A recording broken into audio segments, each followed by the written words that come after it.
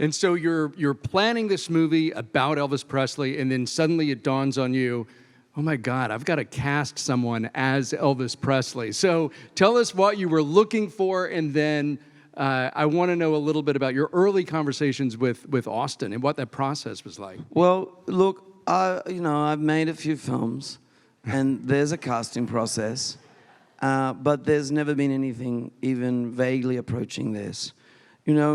It's been out there now, and I get this tape, and at the time, I didn't know what it was because it didn't feel like an audition. It was a young man.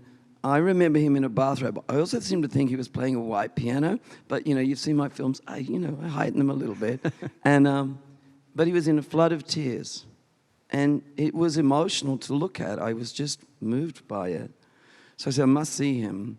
And then I get a cold call from Denzel Washington, who I do not know, and he says, "You're about to meet an actor I've been on stage with.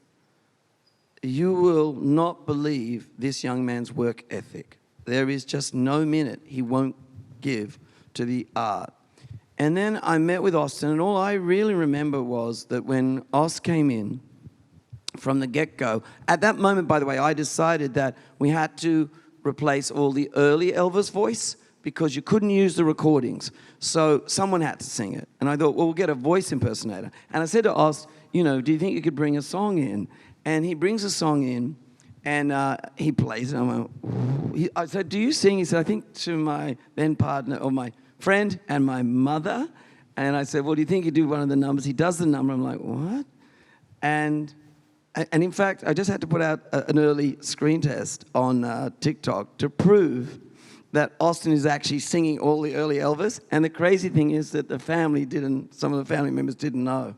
So he sings, and then all I remember from that moment on is, even though it was an audition process, we were just working on the role. I was just working with him on the role. And there wasn't really a transition for me. There was the moment I rang him. You should tell what happened when I rang him. When you actually gave me the opportunity? So we had these 5 months where we just were exploring. And it felt like we were working on the film. And I just was treating it like, well, this is what I'm doing. This is the only thing in my life right now. And then I had to do the screen test, which is the moment that the studio has to sign off. And then suddenly it dawned on me that, I may not actually get this because, you hear all these things. And so I did the screen test, and Baz, so I'd been preparing all this material. I had 3 scenes I'd worked on. I had 3 songs that I was going to sing, and I come in, and Baz had built a set, and we get there, and we're on the stage, and Baz starts describing the scene to me. And he's going, so you're going to sing the Little Richard song over here and then the B.B. King song over here. And none of that was in the material that I had. And I said, Baz, I don't think I have the same material that that you're describing. And he said, oh, yeah, I'll get you the material. But I'll just describe the scene. And he starts describing the scene. And then I said, well, I haven't sung those songs before. So he goes, well, Elliot, the musical supervisor, is right there. He can teach you the songs. And so I go over, and I'm learning the songs from Elliot. And Baz just goes, roll the camera. And then starts teaching me the scene. Do you even remember? Do you remember this part of it? This is how I remember it. And so then I start going through the scene. I never got the material. We just started figuring it out in the moment. And but I had this thing in my mind of I didn't get to do what I prepared. So I already felt like I was a little wobbly. And then he cuts the rest of the scenes that I was planning on doing. So then I thought, this isn't going well.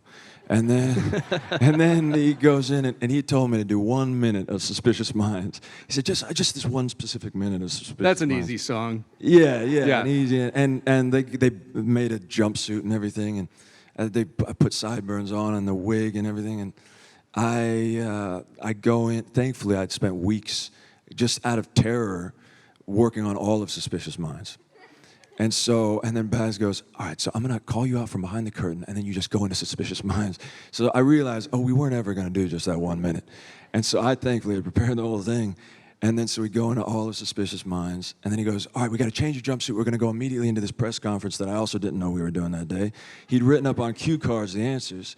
Thankfully, I'd watched those interviews so many times. So I sit down, and Baz is the reporter asking me questions, and I'm reading off these cue cards. And so I went home that night, and I really thought, I didn't get to do any of the things I thought I was going to do. I felt really like I wasn't going to get it. I don't even know if I've ever told you this, but I was in tears, and I really thought, I don't think I got this. And then a week goes by, and then I'm in bed, and I wake up. And at that week, I'd kind of gone through both options. I thought, either I'm not going to get it, and then I'll have to accept the fact that I got 5 months of getting to work with one of my favorite filmmakers, and we didn't make the film, but I got to collaborate with him for that time. Or I'm going to get it, and I'm about to climb Mount Everest. I got to get down to work immediately. And so I wake up to this phone call, and I see Baz's name, and I kind of pause for a bit, and I answer, and I pick up, and Baz is always dramatic, so he sounded kind of like downcast. And Surprise, surprise. he said, Austin, I just wanted to be the first one to call you and say, are you ready to fly, Mr. Presley? And I broke down, and I said, And he said, yes, I'm ready to fly. yes. And then I immediately got to work.